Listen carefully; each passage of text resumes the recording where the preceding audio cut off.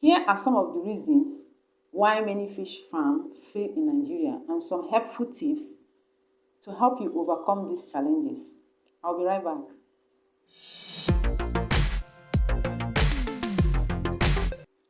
You may start with high hope in all the resources that is required, but fail woefully along the line. These are actually the main woes of many fish farmers in Nigeria today. Investing all your resources, your time, and your efforts, and eventually getting a dismal result is very, very painful. Here are some reasons why many fish farmers fail in Nigeria and some helpful tips to help you overcome these challenges. Number one, lack of adequate knowledge and training. Setting out for a business venture without adequate knowledge and practice is setting yourself up for a big failure. Fish farming goes beyond, setting out your pond, pouring water, and introducing your choice of fish. No, no, no, no, no. It actually goes beyond that. Okay, it's more technical than it seems. Before you start your fish farming business, please try and at least know the basic. It's very, very important. You can actually do this by meeting a successful fish farmer around your area and learn, observe, ask questions. Ask questions. Watch what they are doing there. Continue to learn. Right? Read publications. Attend seminars. And have a consultant. It's very important. Right? When you think you've actually gotten enough knowledge to start, then you start and expand with time. But in this business, you will continue to learn. Number two is your seed. When you succeed in getting the right seed, you will smile. With proper management, you will actually smile. But when you make mistake in this aspect, sorry is your name. What do I mean by seed? I mean your post-fry, your fingerling, and your juveniles. These are your seeds. Just as the name implies, it will determine what you will reap. Okay? This particular aspect can make or mar your business when you succeed in getting the wrong seed.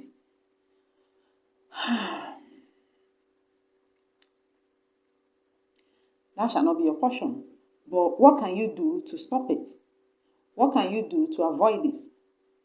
Before you source for your fingerlings or your juveniles, make sure you do proper research. Ask questions. The hatchers that produces good fingerlings, you understand? Those hatchers with a record, with good record, that people are actually testifying about their fish.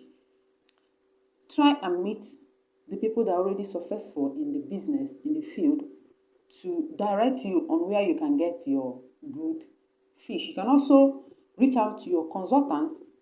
He or she will be able to guide you accordingly in this particular aspect.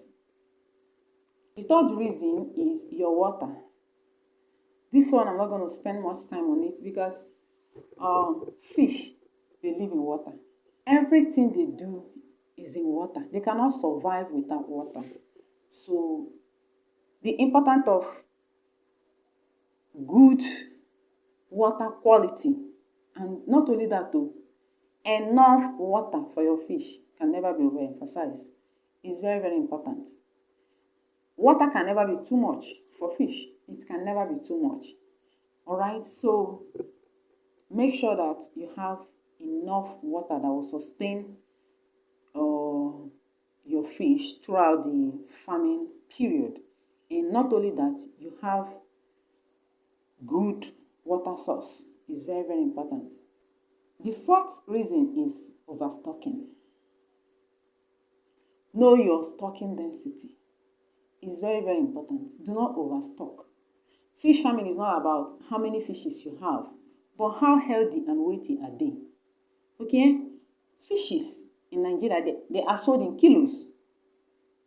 So one single fish can actually weigh more than 3 fishes combined together of the same age but has lesser weight. So you shouldn't kill yourself about, putting 5,000 fishes inside a 1,000 capacity pond. You shouldn't do that, okay? Because it has many disadvantages when you overstock. It leads to competition, and it's not good. It can lead to cannibalism. Survival of the fittest. This is not what you want to put your stocks through. This is not what you want to experience at all. It's not good. When cannibalism starts, you will just be losing your fish anyhow. So do not overstock. In fact, it's better to understock as a beginner than to overstock. If you don't know how to calculate your stocking density, you can research about it and you can ask questions. Your consultant is there. There are information out there. I will still treat it on this particular channel, though I don't know when, but I will try as much as possible to let you know how you can calculate your stocking density. You'll be able to know the capacity of your pond. All right, you do it yourself. It's not a big deal.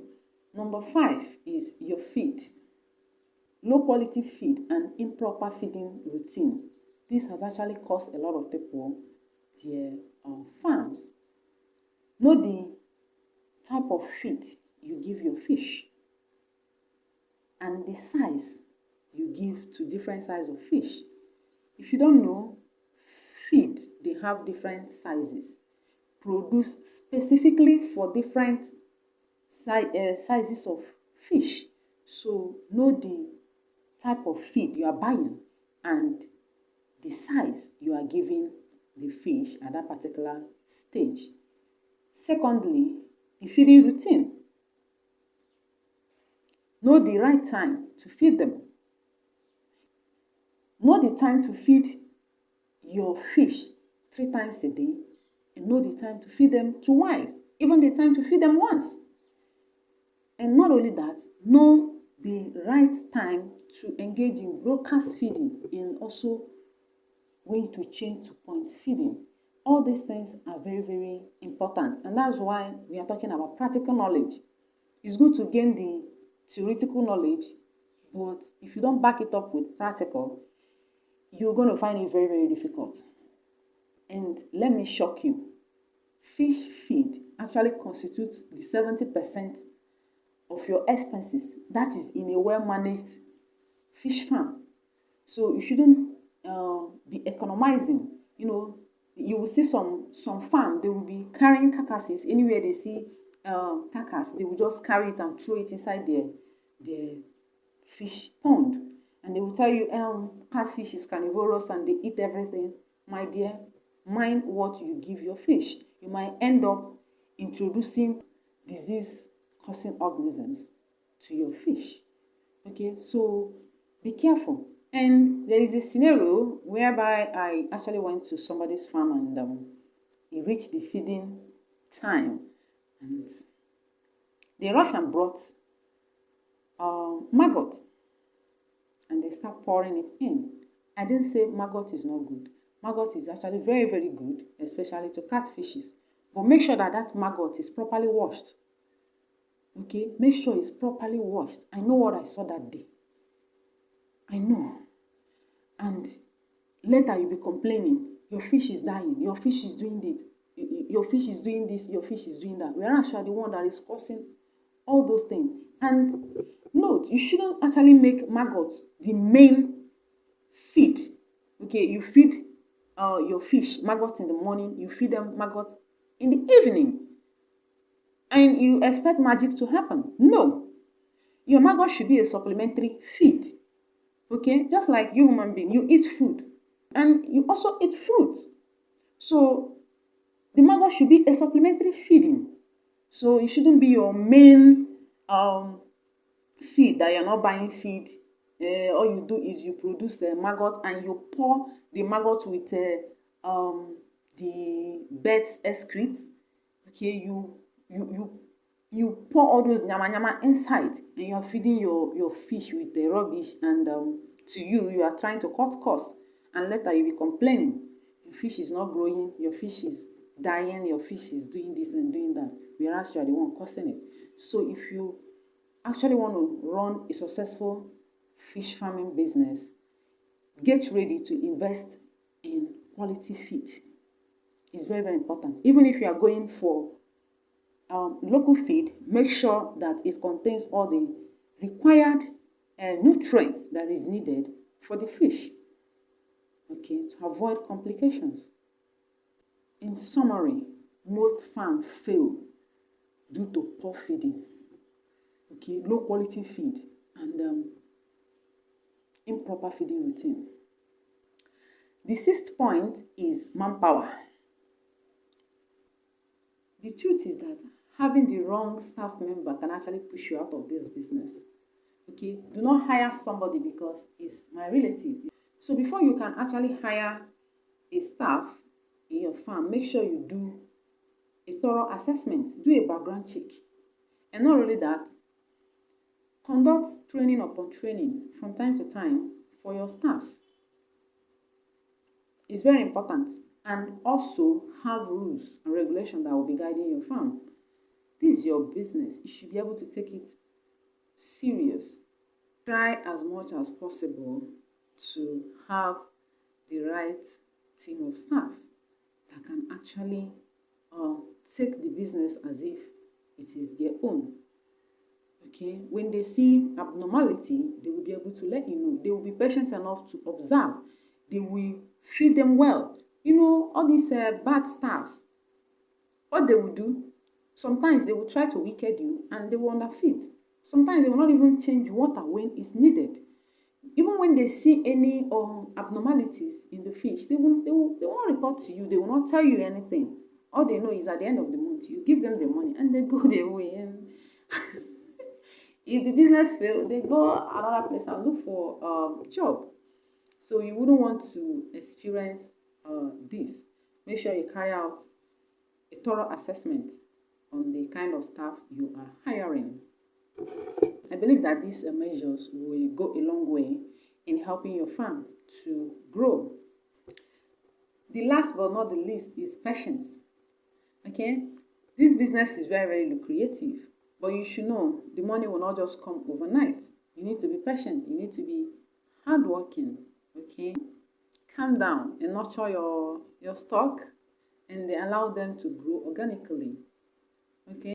In summary, fish farming is very, very lucrative, but it has some requirements for success to be achieved. And when this requirement is missing, problem may arise, which may lead to a failed business. So you should sit down, do your homework very, very well, do your research, and remember, go for training. Not only that you are going for theoretical training, also go for practical training. Watch out for mistakes that others have actually made and learn from it. Okay, start small and expand with time. I wish you all good luck. For as many that will start their own fish farming journey this year 2023, I wish you success.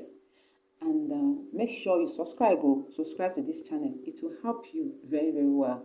If you have any question, let me know in the comment section. Okay, if you want to do business with me, you can actually send me a message on my email, and let's discuss business. Thank you so much, and remain blessed. Bye.